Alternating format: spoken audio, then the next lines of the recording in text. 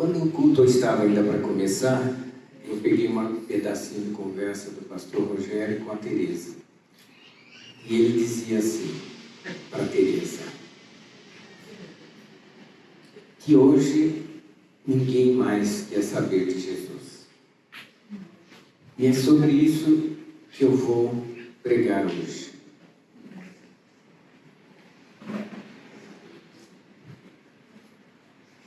O título da minha mensagem é Avivamento. De vez em quando a gente ouve falar nas igrejas do avivamento, que os cristãos querem um avivamento, que os pastores estão atrás do avivamento, que os pastores estão desejando o avivamento, que a liderança da igreja quer um avivamento. E muitos, se vocês pegarem biografias de pastores, até daqui de Campinas, vocês vão ver que as pessoas escrevem um grande avivalista, se referindo a algum pastor de alguma igreja grande aqui de Campinas. Um grande avivalista. Mas será que é isso mesmo? Será que esse é o desejo realmente dos cristãos? Será que esse é o desejo dos pastores e líderes? Será que esse tem sido realmente uma obra que tem sido realizada na igreja do Senhor? Será que nós estamos vendo tempos de avivamento? Será que nós estamos em tempos em que as pessoas acordaram para a necessidade de um avivamento?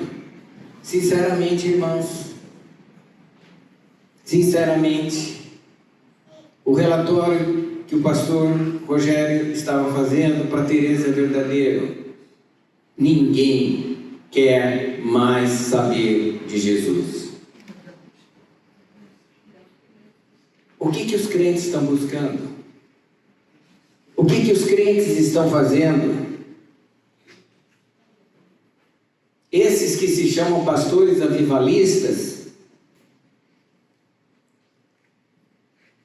como tem sido o comportamento deles para que esse avivamento aconteça? Como tem sido? Pega a biografia de um pastor, como que ele tem se comportado para que esse avivamento ocorra? Tem ocorrido algum avivamento nessa cidade? Eu vejo aglomerações de crentes para ver um espetáculo, para ver alguém que vai falar diferente, mas eu não estou vendo nenhum avivamento. A minha geração ainda não assistiu um verdadeiro avivamento. E grandes avivamentos aconteceram na igreja primitiva. E eu vou contar para vocês de uns tempos, de 300 ou 400 anos para cá.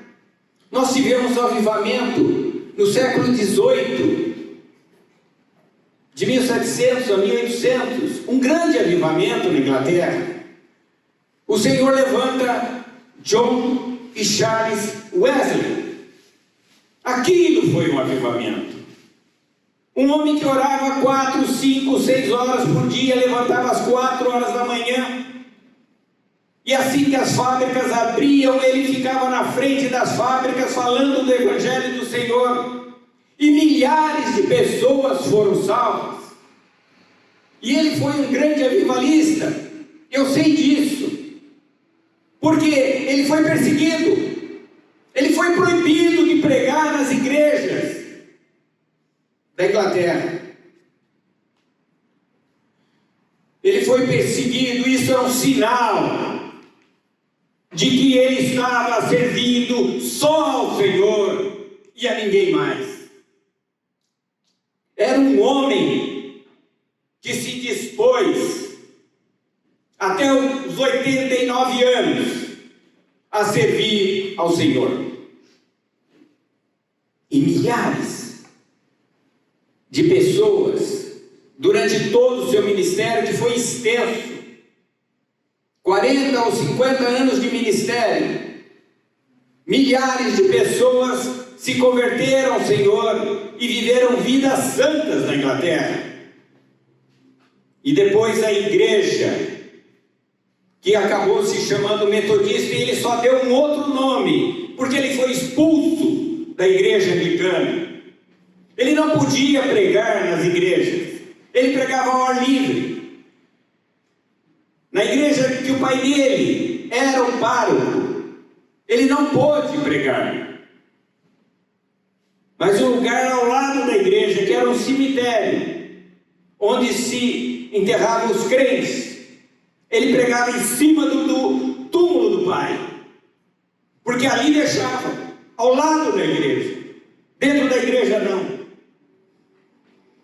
Várias vezes ele foi pregar no local, incendiaram o local, derrubavam os lugares onde eles estavam, e eles não podiam então estar ali, então eles estavam ao ar livre. Milhões de pessoas foram salvas e se converteram verdadeiramente. John Wesley e seu irmão Charles, com a música, foram grandes avivalistas. Isso é um avivamento. Isso aconteceu no século XVIII. Mas não foi o maior avivamento. Teve logo em seguida, no século XIX, um advogado que frequentava uma igreja tradicional, mas que seu coração pesava. Um dia, no meio do intervalo do seu trabalho, ele foi num jardim debaixo de uma árvore e ficou ali pensando no Senhor. E o Senhor o levantou. Charles Finney teve um ministério também longo. Mais de 100 mil pessoas se converteram no ministério de Charles Finney. Mais de 100 mil pessoas se converteram, porque ele ouviu a voz do Senhor e ele se levantou para servir ao Senhor. E ele foi e serviu ao Senhor. Conta-se uma vez que ele foi numa cidade no estado de Nova York, uma cidade chamada Governor, e ele pregou durante algum tempo nessa cidade. E a história conta que durante 6 anos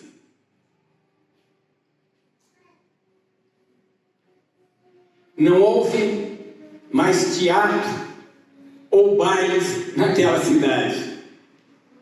Tão emocionados as pessoas ficaram com a palavra do Senhor, em servir ao Senhor, que todos os prazeres foram deixados de lado, todo o entretenimento foi deixado de lado naquela cidade. Isso é um avivamento. Mas o maior deles aconteceu no começo do século, e eu digo que é o maior, porque foi um avivamento de apenas 9 meses. Em 1904 até 1905, começo do século passado, do século XX.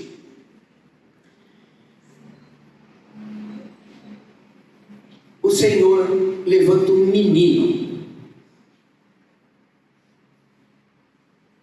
adolescente, e esse menino ora por 13 anos. Ele e seus pais frequentavam uma igreja que tinha incredulidade, incrédula, uma igreja de pessoas indiferentes, pessoas que não estavam nem aí, escutavam a palavra, entravam por uma porta e saía pela outra, ou seja, entrava por ouvido e saía pelo outro, e não modificava a vida nenhuma. Eles eram indiferentes à palavra de Deus. Irmãos, a igreja de hoje é assim. E o Senhor levanta esse rapaz. E por 13 anos ele ora por um avivamento no país dele, o país de Gales. É um paizinho pequeno. É um principado que faz parte do Reino Unido. O Reino Unido é formado pela Grã-Bretanha, é formado pela Inglaterra, pelo país de Gales.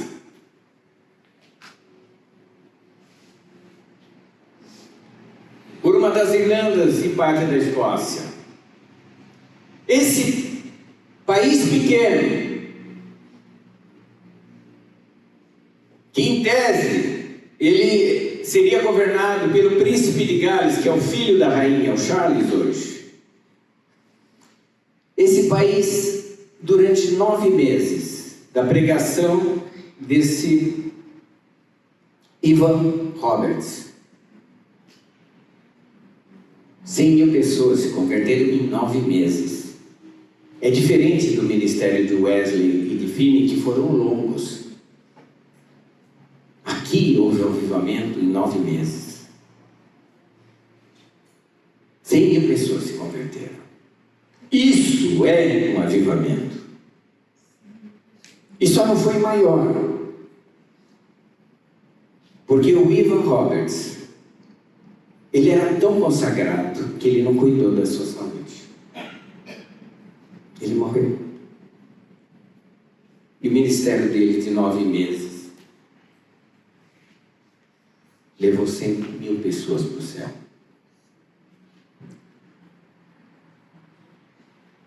Esse é o maior avivamento. Curto e que alcançou muitas vidas. Esse avivamento, irmãos, e o de Wesley, deram origem a um outro avivamento. Logo em seguida, esse nos Estados Unidos é o chamado avivamento da Rua Azusa. Por que eu digo que ele tem influência de Wesley e influência de Evans? Pelo seguinte, isso aconteceu numa igreja metodista episcopal africana nos Estados Unidos. Ou seja, os seus membros eram todos pessoas negras, que tinham ouvido falar do avivamento de Evans, e eles eram metodistas, ou seja, eles seguiam a linha de Wesley. A igreja metodista nos Estados Unidos, quando entra, ela é obrigada a mudar de nome, porque a Inglaterra, os Estados Unidos estavam se separando da Inglaterra, independentes da Inglaterra. Então, quando ela entra nos Estados Unidos, fala: vocês têm que dar outro nome e tem que registrar aqui nos Estados Unidos. Então, ela passa a ser Igreja Metodista Episcopal. E nessa igreja, durante 9 anos, de 1906 a 1915, nós tivemos centenas de milhares de pessoas convertidas. E como isso aconteceu? Um homem se levanta em oração e convoca a igreja para orar. Iam orar em vários horários e oravam por um avivamento. E o avivamento veio e aconteceu. O que é esse avivamento? O que é realmente um avivamento? Ou o que não é um avivamento? Eu vou dizer para vocês o que não é. Não é aumentar a membresia da igreja. Você pode aumentar a membresia e você ainda não tem um avivamento. Tem igrejas cheias que nem 5% é salvo. Lotadas. E os pastores se acham grandes, porque estão oferecendo aquilo que as pessoas querem, mas não é aquilo que Deus quer. Mas aumenta a membresia, aumenta o dízimo. O aumento do dízimo não é avivamento. Aumento da arrecadação, às vezes é objetivo só do pastor, mas não é avivamento. Não é pintar a igreja, colocar fundo preto. Tem igrejas que estão sendo avivadas agora com pintura preta. Vocês já viram? Monte de igreja. Isso não é avivamento, irmãos. Isso é apenas mudar a cor. Você pode pintar a onça de outra cor, mas ela vai ser onça. Pintura da igreja em forma de teatro, em forma de cinema, cortinas em forma de grandes espetáculos, não é avivamento. É apenas cortina. É apenas pintura. Dançar na igreja é apenas dança. Formar uma banda com os melhores músicos da cidade, com grandes cantores, instrumentistas, trazer todos os cantores gospel, também ainda não é avivamento.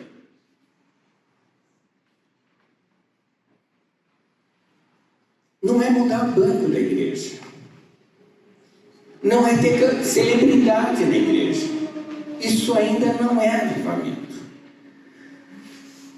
Irmãos, avivamento não é um ajuntamento de gente religiosa. Não é ajuntamento de pecadores que não se arrependeram. Isso é apenas ajuntamento. Jesus certa vez fala para os judeus que ele, aliás não foi Jesus, foi no Antigo Testamento, que ele fala: eu odeio o ajuntamento que vocês fazem, o sacrifício que vocês fazem, porque não são para mim.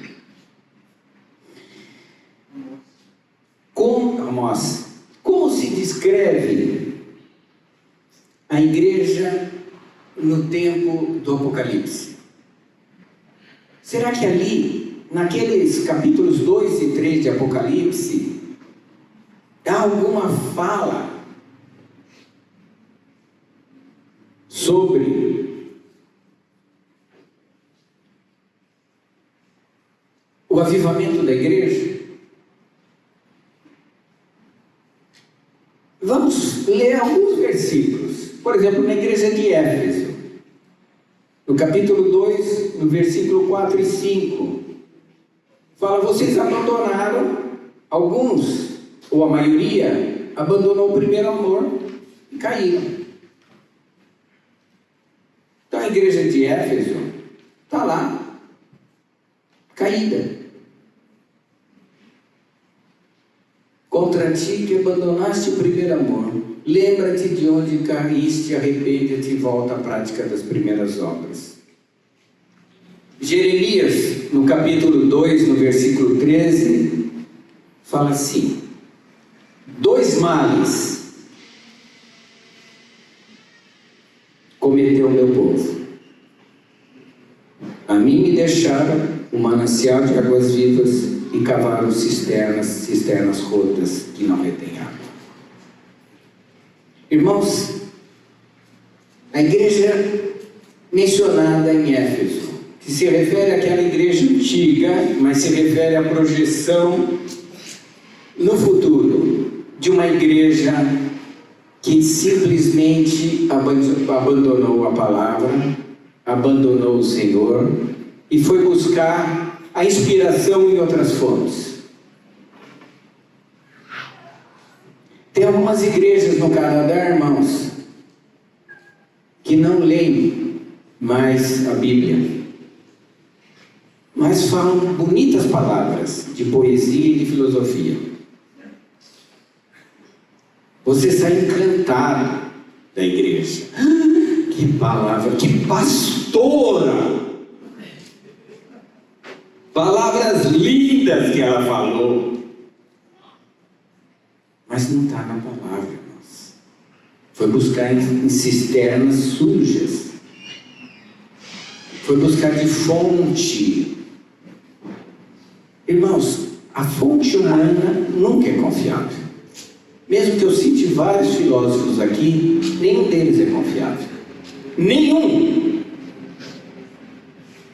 Mas o Espírito Santo é confiável.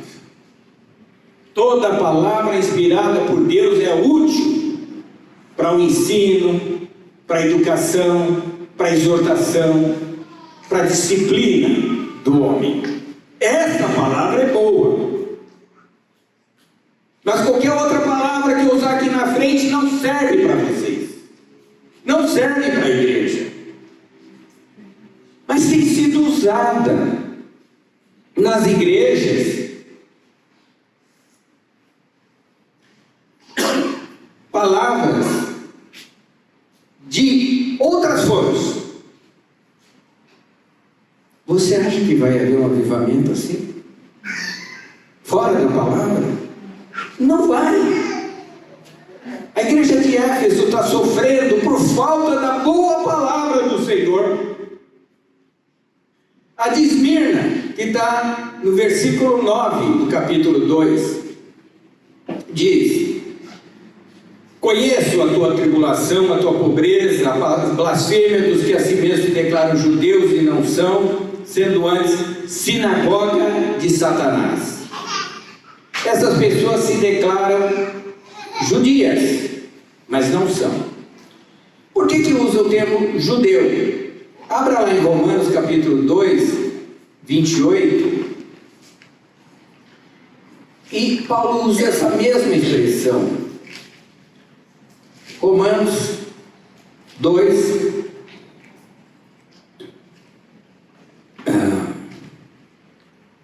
28, 29, desculpa. 28, 29 diz: não é judeu quem o é apenas exteriormente, nem é circuncisão a que é somente da carne. Irmãos, aqui os antigos vão se lembrar dessa frase. Isso daqui é o Denorex. Parece que é, mas não é. Judeu é aquele que interiormente é. Circuncisão a que é do coração do Espírito. Irmãos, se não houver isso nas igrejas,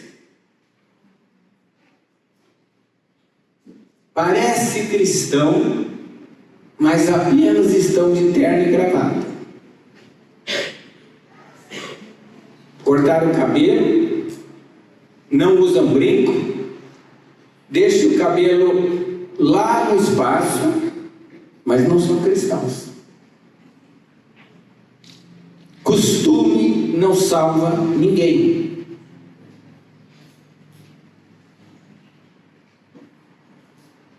Vocês entendem que não é roupa, não é corte na carne que te faz circunciso, mas é mudança de coração. E Apocalipse chama isso sinagoga de Satanás. É muito forte, irmãos. Gente que parece ser, mas não é. Você pode. Não é seu gosto usar brinco, não use. Mas isso não te faz um cristão. Mas se você é uma cristã e quer usar uma roupa diferente, use, desde que não seja indecente. Você entende isso? Que não é o traje que te faz cristão, nem o corte no corpo que te faz. Fora disso, irmãos, é sinagoga de Satanás. É grave isso. Paulo usa essa expressão.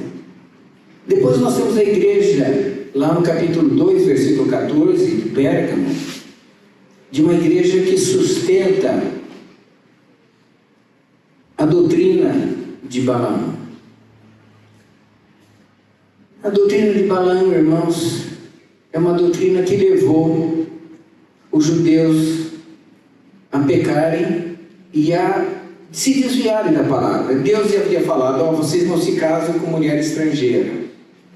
Mas daí Balaão fez com que eles se envolvessem com mulheres estrangeiras e acabassem seguindo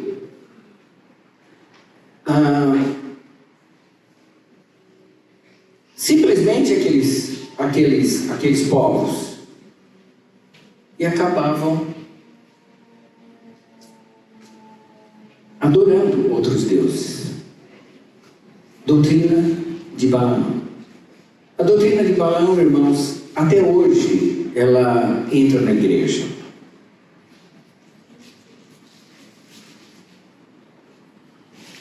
Uma igreja muito liberal, ela contraria a palavra do Senhor. Às vezes nós somos muito chatos, às vezes a gente chama atenção por causa de alguma roupa menos adequada.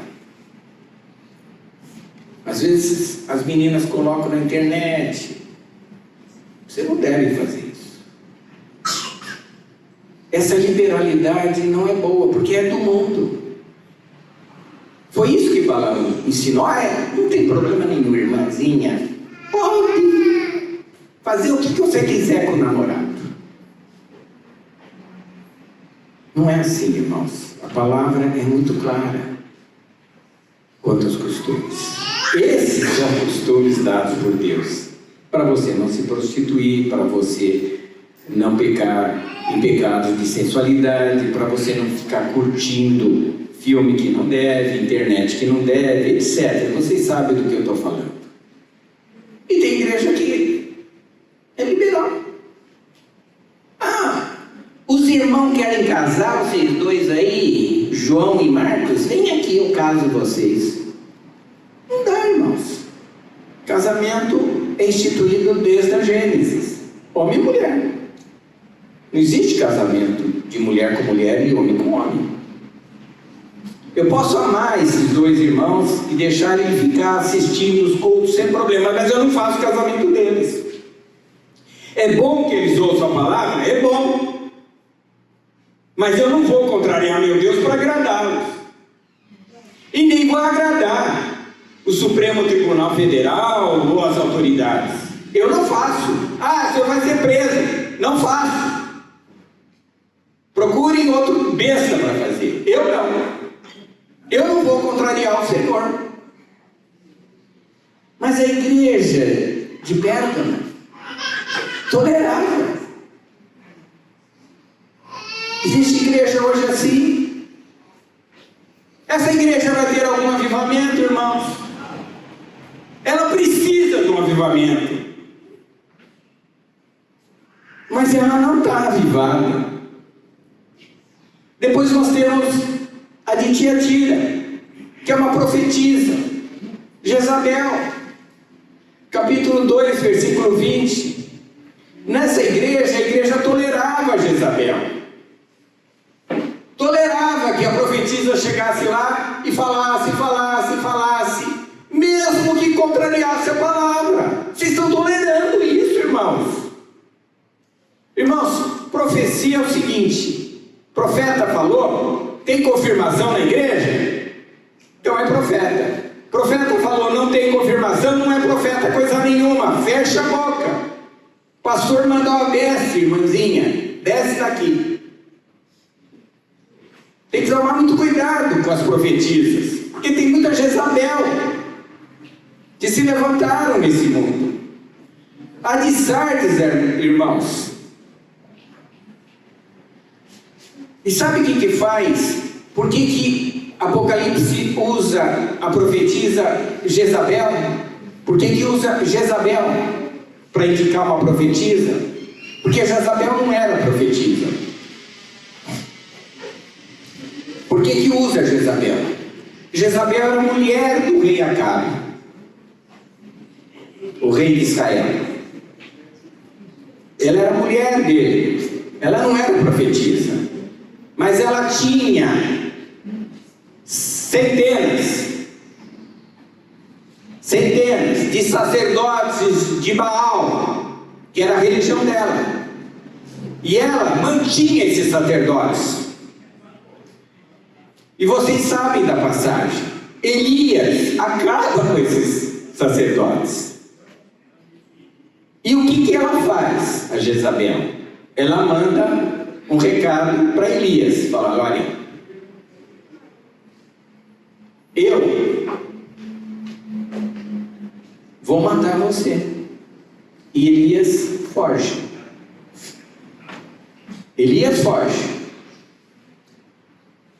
Irmãos, a Jezabel é colocada aqui como profetisa, embora ela não fosse profetisa, porque ela confronta os verdadeiros profetas. É uma mulher, uma pessoa pode ser homem, que está na igreja apenas para confrontar os profetas verdadeiros. Ela vai dizer assim para os irmãos: ah, o pastor disse isso, mas não é bem assim. Eu recebi uma revelação, irmão, que você... Isso é bobagem, não é para você essa palavra que o Gilberto trouxe. A revelação é outra para você. E te passa a revelação. Por isso que ela aparece aqui, porque ela confronta o verdadeiro profeta, como Jezabel confrontou Elias. A igreja de Filadélfia tem o mesmo problema da igreja de Esmirna. Tem pessoas que se declaram judeus e não são. Essa é a igreja melhorzinha do Apocalipse, a Filadélfia. E ela também tem a sinagoga de Satanás lá. Se dizem judeus, mas não são. E eu pulei a de Sardes, que é uma igreja que contaminou as suas vestes. Mas como que você contamina as vestes? É fácil. É só você ouvir a palavra e não segui-la. Tiago, capítulo 1, 23. Você ouve, mas eu não quero seguir. A minha vida está boa, pastor, por que eu vou seguir? É a igreja de Sardes. Irmãos, Paulo usa uma expressão que está no capítulo, acho que 5, da segunda carta de Coríntios, que eu gostaria que vocês meditassem, como quando eu vi hoje de manhã, ele falou no meu coração, 5:20 da segunda carta de Coríntios: de sorte que somos embaixadores em nome de Cristo, como se Deus exortasse por nosso intermédio. Quando o pastor chamado pelo Senhor vem aqui na frente, irmãos, é com muito temor que ele vem. É com muito temor que ele vem. Ele vem aqui na frente para exortar em nome do Senhor. Então é palavra para se levar a sério. Não é porque eu estou falando. Ah, o Ricardo está falando, ou o Gilberto está falando, ou o Rogério está falando. Mas é palavra para se levar a sério. Porque Paulo fala que nós somos embaixadores, como se Deus exortasse por nós. É Deus exortando.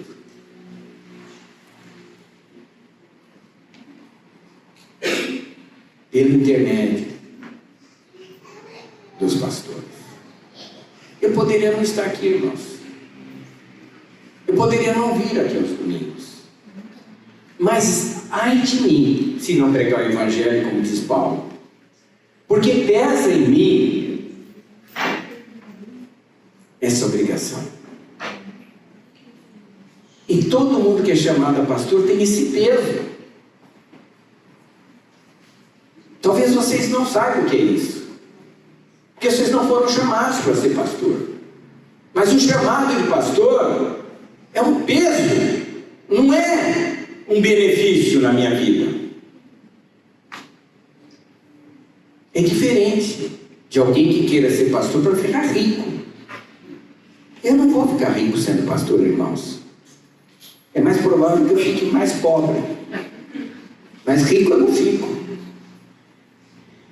E a última igreja é de Laodiceia, que é uma igreja morna. Essa igreja, irmãos, é a igreja que houve um avivamento lá em Gales. É a igreja diferente para a palavra. É a igreja de gente incrédula, não crê que o Senhor faz milagre nos dias de hoje. É uma igreja que não crê que o Senhor opera. É uma igreja, irmãos, indiferente. Vem por obrigação. Quando eu era católico, minha mãe falava que tem que ir na missa todos os domingos, porque isso é pecado, se você não for. Eu ia na missa. Mas eu ia porque era pecado. Eu ia porque era uma obrigação e porque, se eu não fosse. Quando eu fiquei maiorzinho, eu comecei a desobedecer minha mãe, não ia mais. Mas, enquanto eu estive sob a tutela dela, eu ia, porque ela mandava ir. Então eu ia. E tem gente que vem ao culto por causa disso, está cheio de gente assim. Vem porque é obrigado, vem porque, tem entretenimento, tem aquela menina que eu vou ver, tem umas conversas que eu preciso, eu sou profissional. Tem gente que escolhe igreja, irmãos, porque ele é profissional e lá ele pode ganhar dinheiro, ele pode oferecer serviço aos irmãos. É um crente maçom. Eu vou na igreja fazer, o irmão me ajuda, eu ajudo o meu irmão, eu presto serviço para ele me paga. Então eles vão em igrejas, pessoas que têm boa renda, bom rendimento, porque ali eles podem vender seus serviços. Você acha que alguém gosta de ser pastor da periferia? Esses pastores grandes, eles não vêm para a periferia, porque eles querem salários altos. E salários altos só com igreja de gente rica. E eles passam aquela, como chama aquilo lá? A redinha ou a maquininha, eles passam todos os dias em todos os cultos. Uma vez eu fui passar filme numa igreja, e era um filme de 4 rolos. Era um filme que eu passava sobre a vida de Jesus. O Evangelho segundo São Lucas, eu passava esse filme e ele durava 2 horas, então a cada 30 minutos eu tinha que trocar o rolo. A cada vez que eu trocava o rolo, o pastor passava a cestinha, né? E daí ele veio falar para o meu colega que estava comigo, ele falou assim: vai demorar porque ainda nós não atingimos o valor. Ele queria que demorasse para ele poder ficar passando a cestinha. Irmãos, tudo isso daqui mostra a situação da igreja no tempo de Apocalipse. É uma igreja que por vários motivos precisa de um avivamento. Ela precisa de um avivamento. Tudo isso, irmãos, são exemplos negativos de igreja. São igrejas que ainda não estão obedecendo ao Senhor, não estão servindo ao Senhor, não estão servindo aos propósitos do Senhor. Servem para várias coisas. Servem para reunião, para convescote, servem para várias coisas. Serve para um grande casamento, serve para um monte de coisa. Para grandes festas, para celebridades virem cantar, para celebridades ganhar dinheiro com seus sermões. Servem por um monte de coisa, mas não servem para Deus, irmãos. Pode ser grandes, pode ser bonitas, pode ser bem pintadas, pode ser cortinas novas, tapetes caríssimos, mas não servem. Eu vou dar o exemplo de uma igreja que serve a Deus. Atos capítulo 19, versículos 13 a 20. Ela serve aos propósitos de Deus. Atos 19, de 13 a 20. É uma igreja, curiosamente, em Éfeso, fundada por Paulo. Começa falando que alguns judeus exorcistas ambulantes tentaram invocar o nome do Senhor sobre possessos de espíritos malignos, dizendo: conjuro por Jesus a quem Paulo prega. O que faziam isso eram 7 filhos de um judeu chamado Seva, sumo sacerdote. E o espírito maligno lhe respondeu: eu conheço a Jesus, sei quem é Paulo, mas quem é você? Quem vocês são? E o possesso saltou sobre eles, subjugou, de modo que prevaleceu contra eles que, desnudos, ou seja, sem roupa, feridos, fugiram daquela casa. Irmãos, aqui é um exemplo de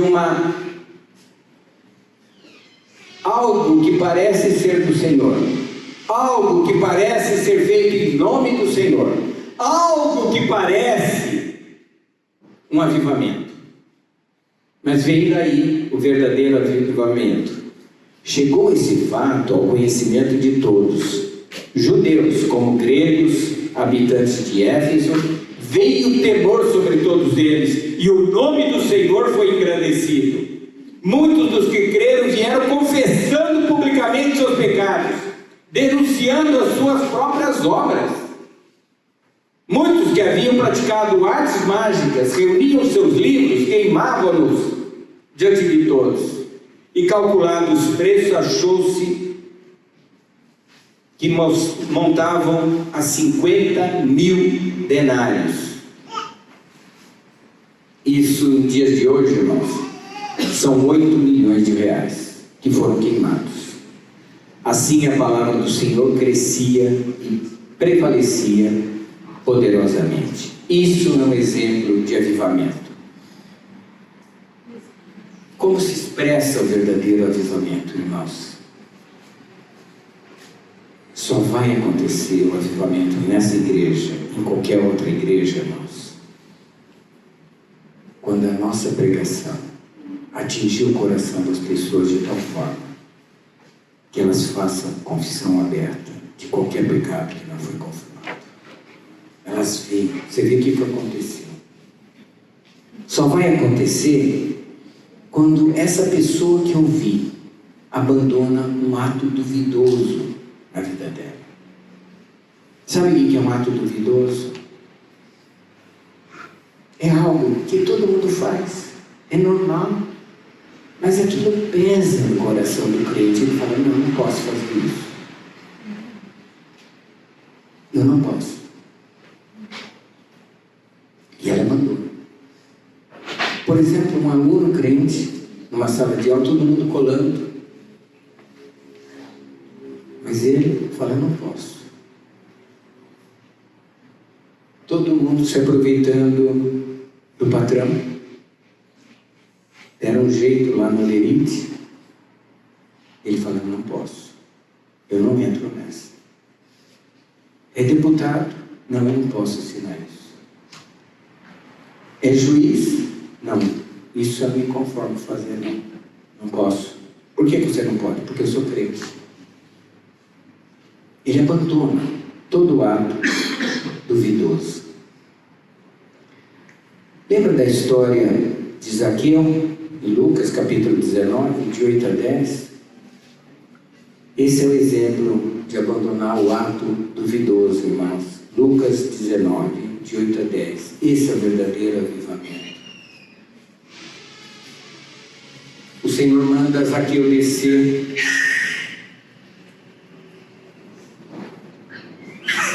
da árvore que ele estava, né? Ele é o maioral dos fiscais que arrecadavam tributo. E Jesus fala: desce que eu vou almoçar hoje com você, Zaqueu. E ele desce a toda prova e recebe Jesus com alegria. Todos os que viram isso murmuraram, dizendo que ele se hospedava como pecador. Jesus vai na casa do Zaqueu? Meu Deus! Entre mentes, Zaqueu se levantou e disse ao Senhor: Senhor, eu resolvo dar aos pobres metade dos meus bens, e se alguma coisa eu tenho desfraudado a mim, eu restituo 4 vezes mais. E Jesus responde: hoje houve salvação nessa casa. Esse é um verdadeiro filho de Abraão. Esse se converteu de verdade. Irmãos, o avivamento, ele se expressa na vida do crente por essa confissão pública, por abandono de ato duvidoso e por uma necessidade imediata de obediência ao Senhor. Que é um exemplo dessa obediência, aquela que está em Gálatas, de Paulo, em 1:15-6, ele fala: eu não consultei carne nem sangue, e obedeci ao Espírito e fui fazer a obra. Uma obediência que não depende do que a sua mulher vai falar, do que os seus amigos vão dizer.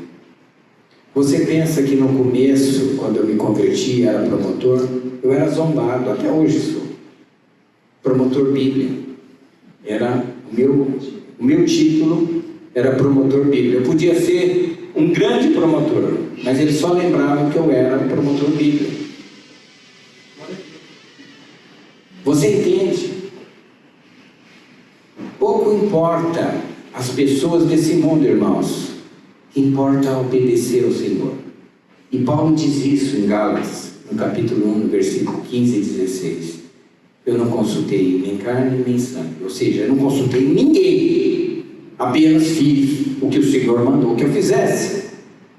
Essa é a terceira forma com que se expressa o avivamento. E a quarta é confessar Jesus abertamente. As pessoas têm que ver que você é uma crente, que você é um crente. Tem conversa esquisita? Sai de perto. Ele é crente. Confessar Jesus. Qualquer situação. Alguém está com medo ao lado de você, de alguma coisa, você fala, não, eu tenho Jesus, Ele está comigo todos os dias. Declare a palavra. Declare o que Jesus fez por você. E como se prepara um avivamento, irmãos? Se prepara com isso que eu estou fazendo hoje, nessa igreja.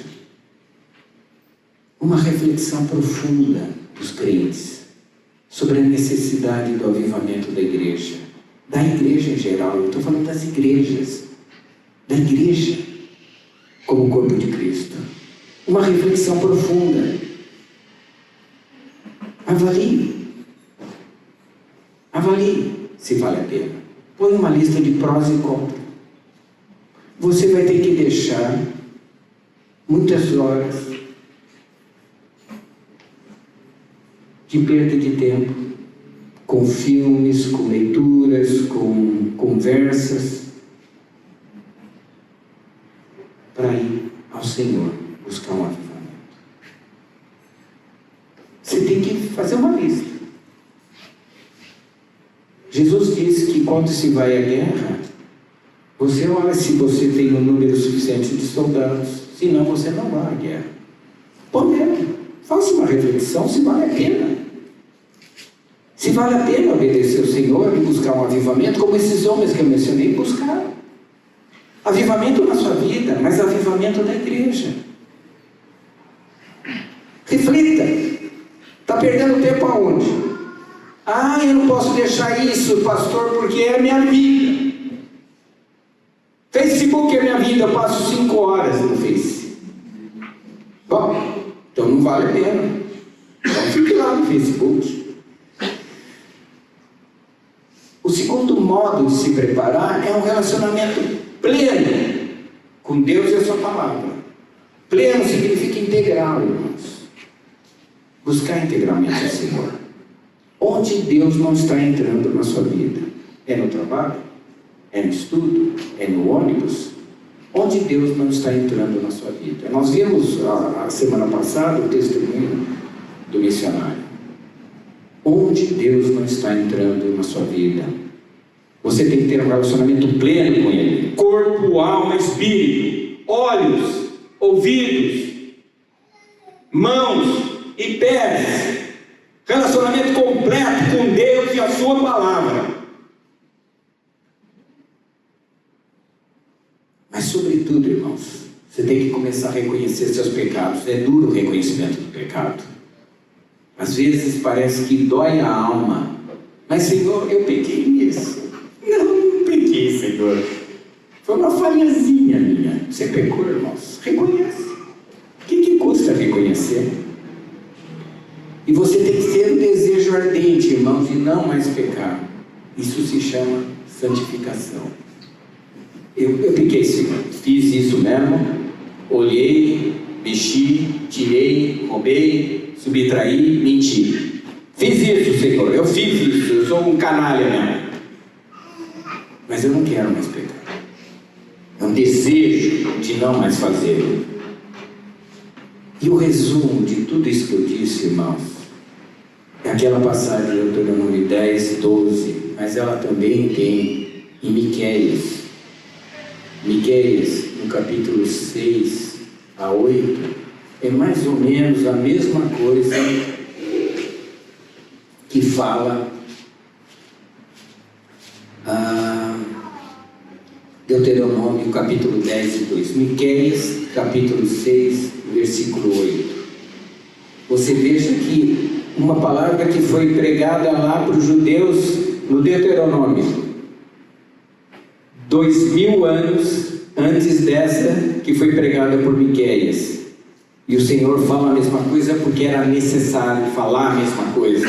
E eu falo hoje para vocês porque é necessário falar hoje. Ele te declarou ao homem o que é bom e o que o Senhor pede de ti: que pratiques a justiça, ames a misericórdia e andes humildemente com teu Deus. Esse é o resumo da nossa pregação, irmãos. E quando começa isso, irmãos? Eu vou te falar quem é que trabalha nisso, quem começa e quem é o efeito, a causa e o efeito do avivamento, irmãos. Em qualquer avivamento que aconteceu, o Espírito Santo é a causa e o Espírito Santo é o efeito. E o Espírito Santo só vem, irmãos, quando o povo de Deus se esvazia de si mesmo, tira fora tudo que não presta. Daí o Espírito trabalha. Ele é a causa de qualquer avivamento, em qualquer tempo, e ele é o efeito, porque ele enche você dele mesmo. Ele é causa e ele é efeito.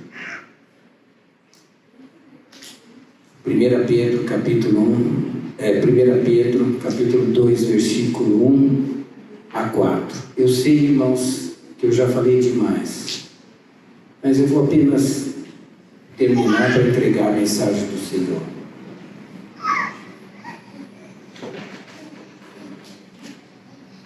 Pedro capítulo 2 diz assim: despojando, portanto, de toda maldade e dolo, esvaziando-se, irmãos, de hipocrisia, de inveja, de toda sorte de maledicência, desejai ardentemente, como crianças recém-nascidas, o genuíno leite espiritual, para que seja dado a vocês o crescimento para a salvação, se é que vocês têm a experiência com o Senhor de que Ele é bondoso, chegando para Ele a pedra viva, rejeitada, sim pelos homens, mas para Deus pedra preciosa.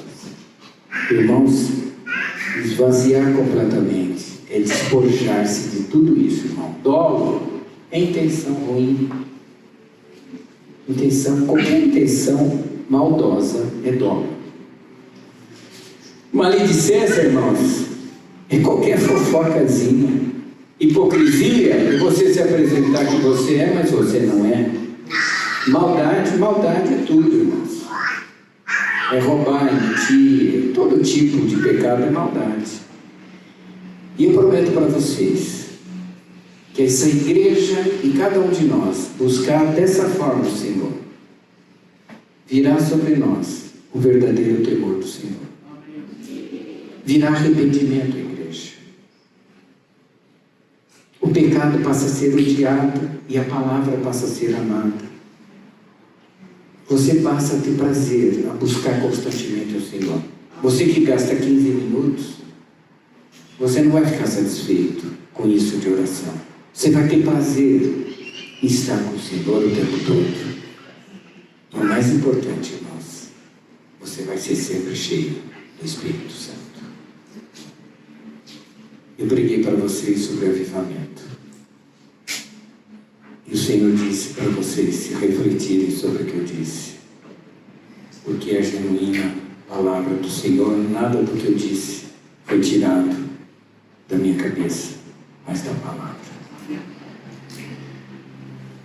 Apocalipse repete 8 vezes a expressão: os que têm ouvidos, ouçam o que o Espírito diz as igrejas.